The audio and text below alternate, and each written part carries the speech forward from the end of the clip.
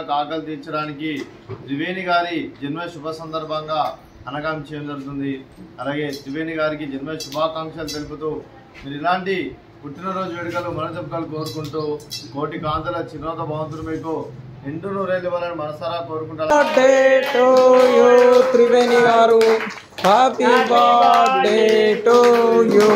ఈరోజు త్రివేణి గారు ఐక్యం ఫౌండేషన్ వారి ఆధ్వర్యంలో ఈరోజు మీరు అన్నదానం చేస్తున్నారు. మేము అన్నదానం స్వీకరిస్తున్న దాత సుఖీ భవ, సుఖీ భవ, సుఖీ భవ, అన్నదాత సుఖీ భవ.